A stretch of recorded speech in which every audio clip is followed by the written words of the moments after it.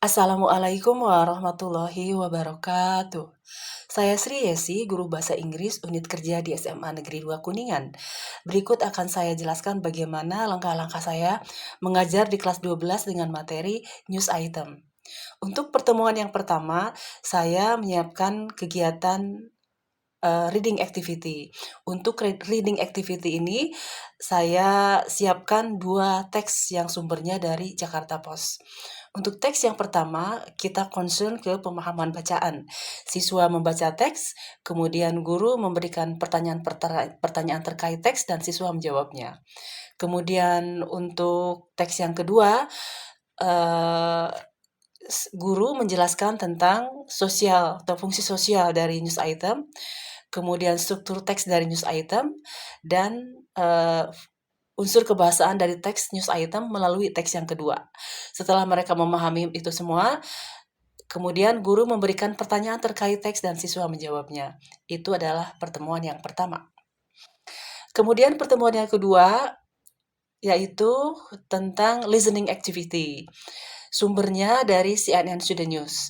Siswa menonton sambil mendengarkan tentunya contoh dari news item. Ya, selama 2 kali ya. Yang pertama mereka full mendengarkan, menyimak ya. Kemudian setelah selesai, guru memberikan pertanyaan terkait teks ya. Pertanyaan ditulis di papan tulis.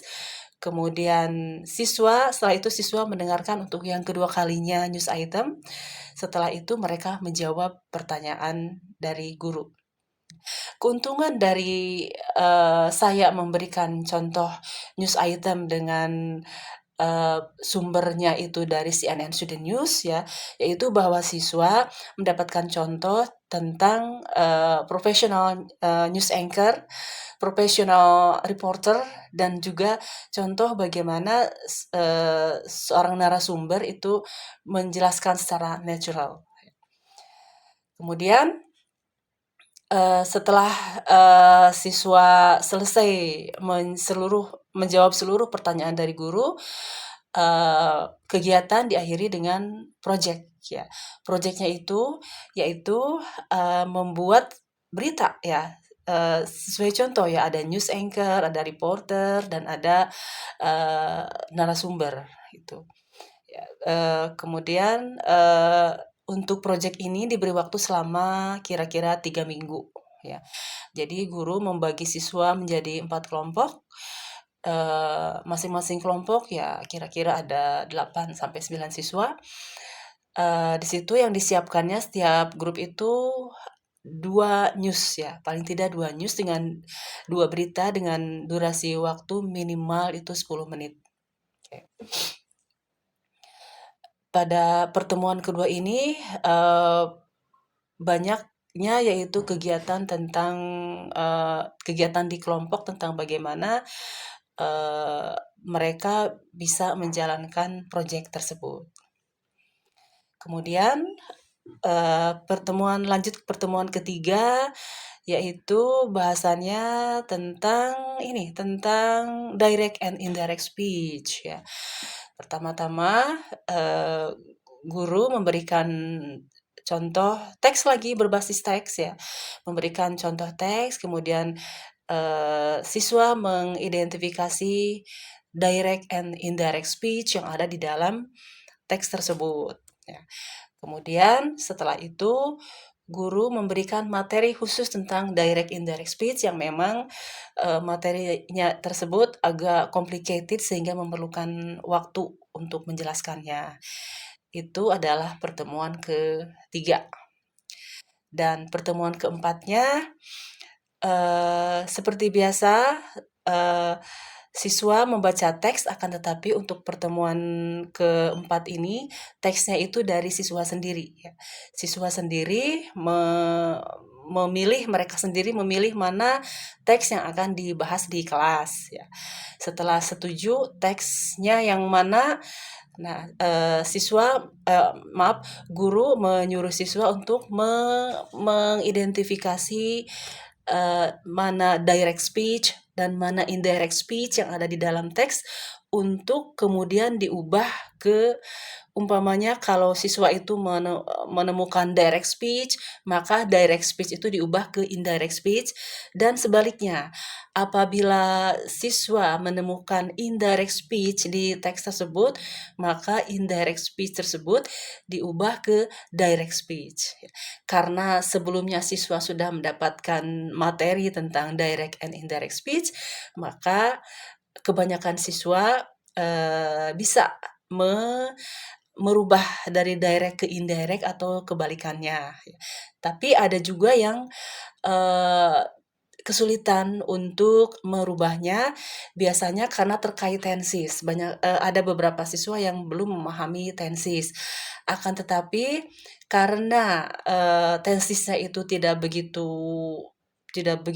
banyak, ya paling yang dipakai di dalam news item itu hanya kebanyakannya itu simple past dan simple present.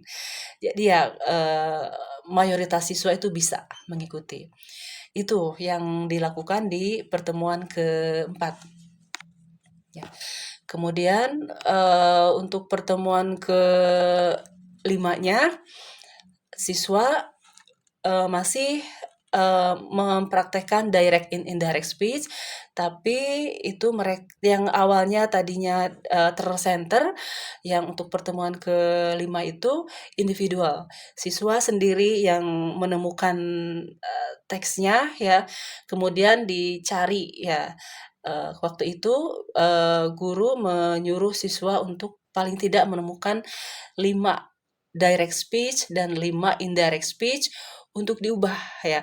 Kalau itu direct speech diubah ke indirect speech dan kalau indirect speech diubah ke direct speech. 5 menjadi 10 kalimat.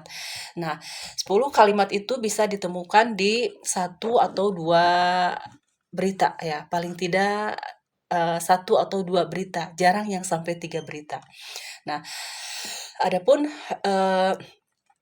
untuk terkait tugas tersebut, guru menugaskan siswa untuk mengirimkan link beritanya ke guru, kemudian untuk kalimatnya ditulis oleh siswa di buku latihan, kemudian dikumpulkan. Oke. Dan seterusnya pertemuan ke-6.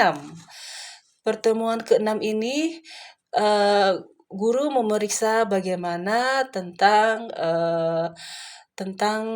proyek yang sudah guru berikan, sudah sejauh mana mereka menyelesaikannya. Nah, untuk pertemuan ke-6 ini khusus guru memberikan waktu bagi siswa untuk berdiskusi atau mungkin untuk menyelesaikan proyek tersebut atau merencanakannya lebih jauh lagi yang belum selesai bagaimana supaya proyeknya itu selesai. Itulah pertemuan yang ke-6. Kemudian pertemuan yang ke-7-nya yaitu menayangkan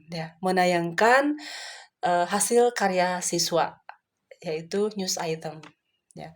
Dengan aplikasi, saya lupa untuk memberitahu bahwa news item yang siswa buat itu saya mensyaratkannya dengan menggunakan aplikasi CapCut supaya lebih memudahkan siswa untuk background-nya gitu.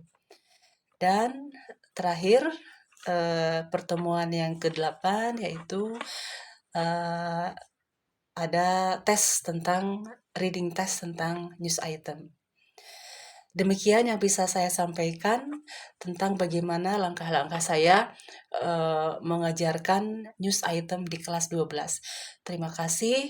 Wassalamualaikum warahmatullahi wabarakatuh.